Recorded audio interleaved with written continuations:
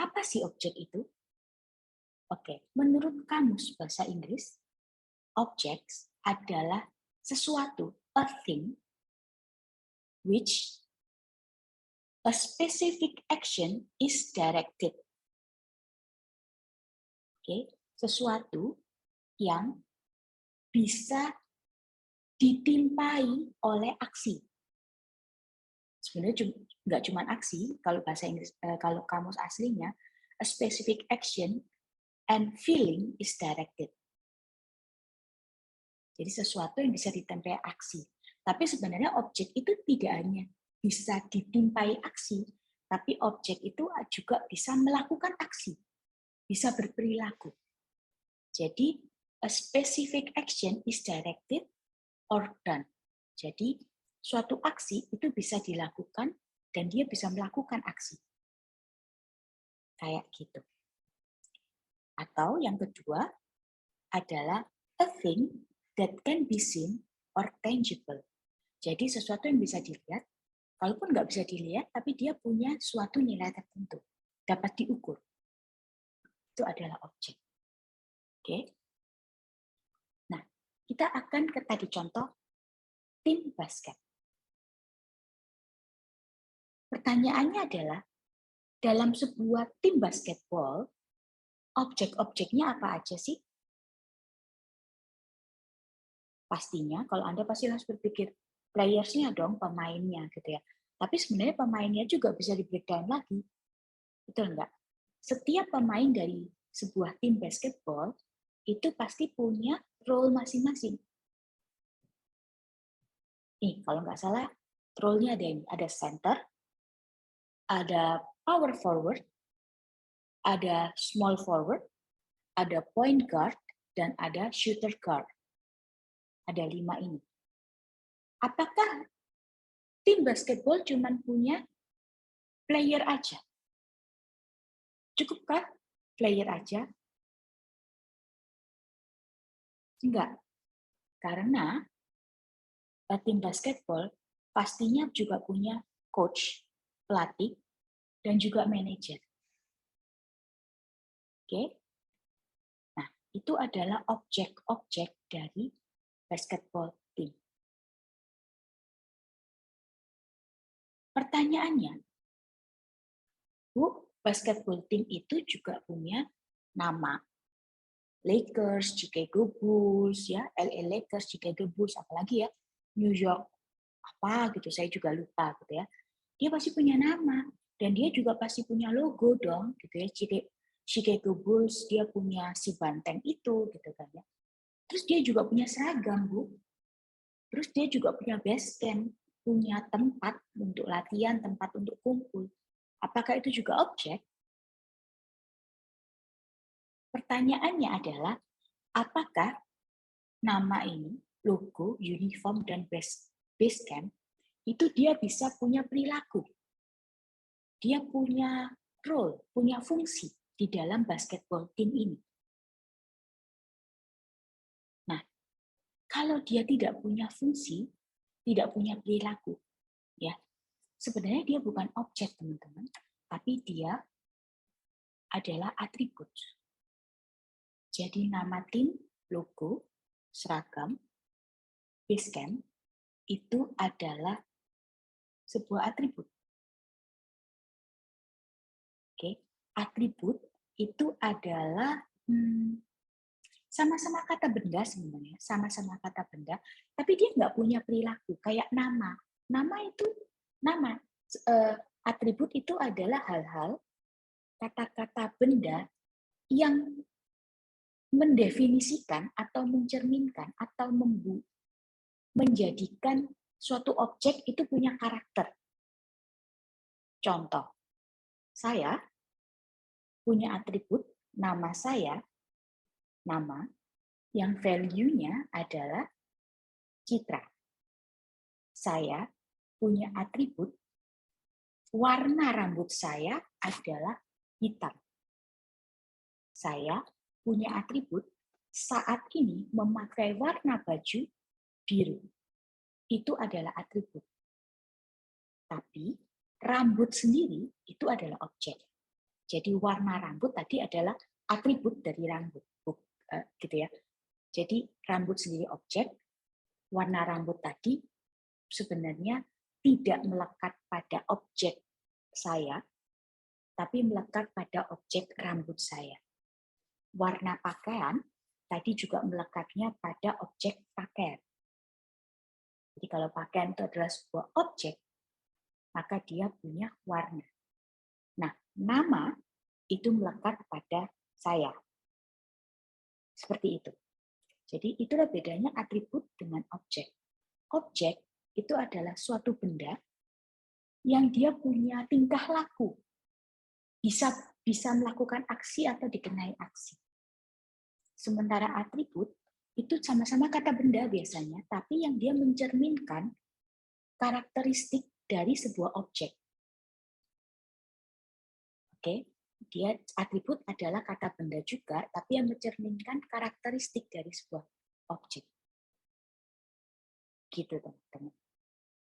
Jadi kalau kita simpulkan, di dalam setiap objek itu akan memiliki atribut.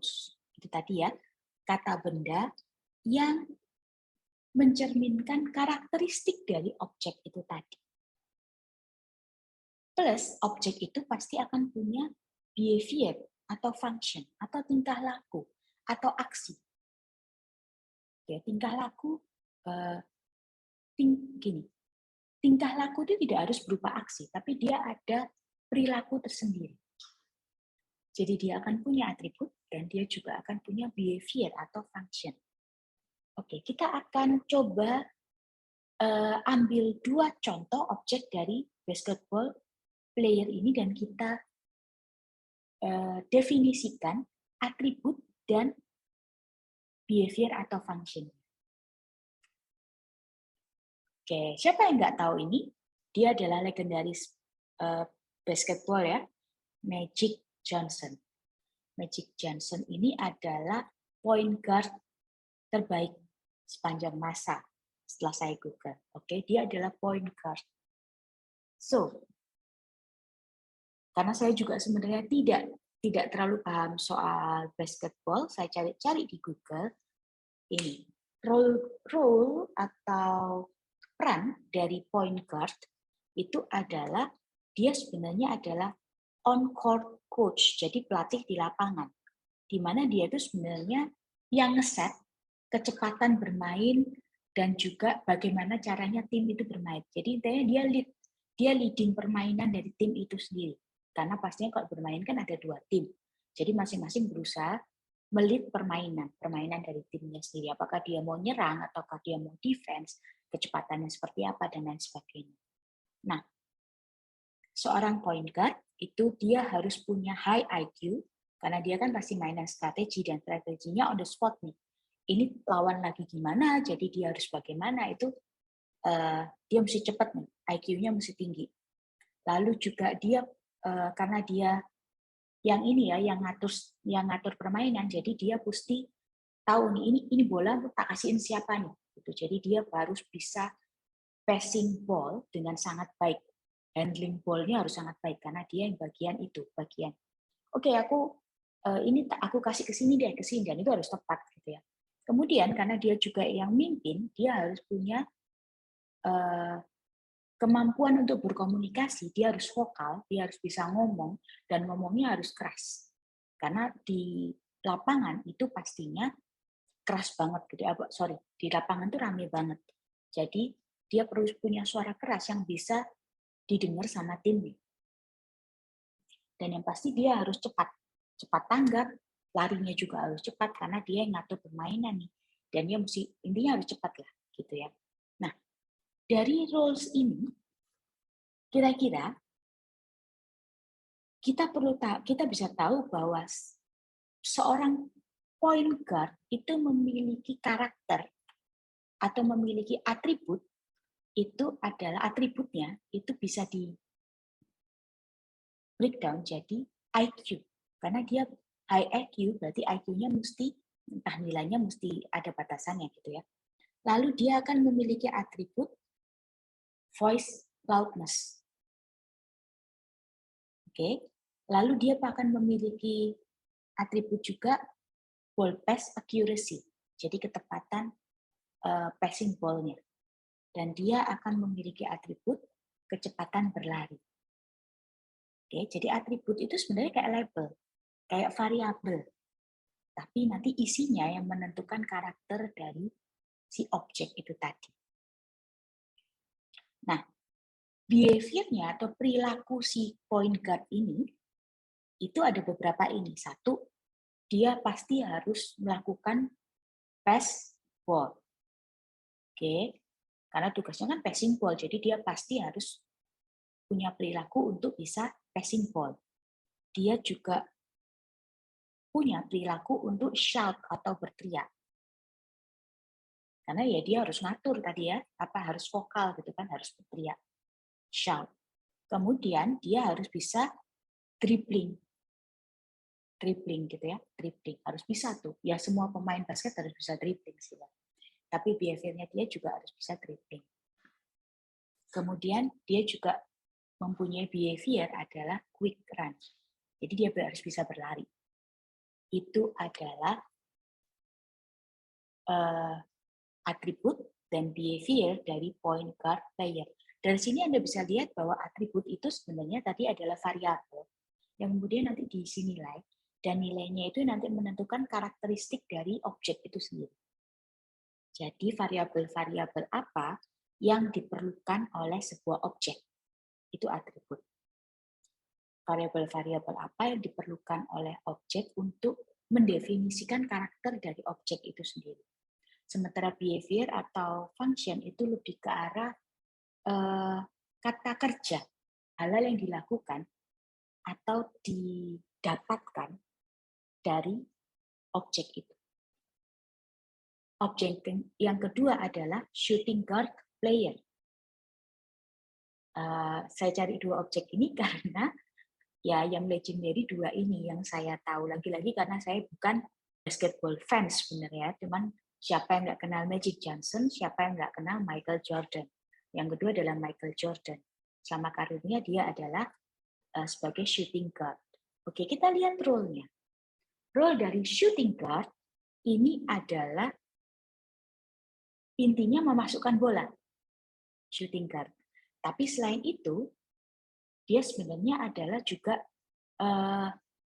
guard kedua, gitu ya. So dia punya ini, harus punya ini. Dia harus bagus untuk shoot. Dia bisa lari kemana-mana.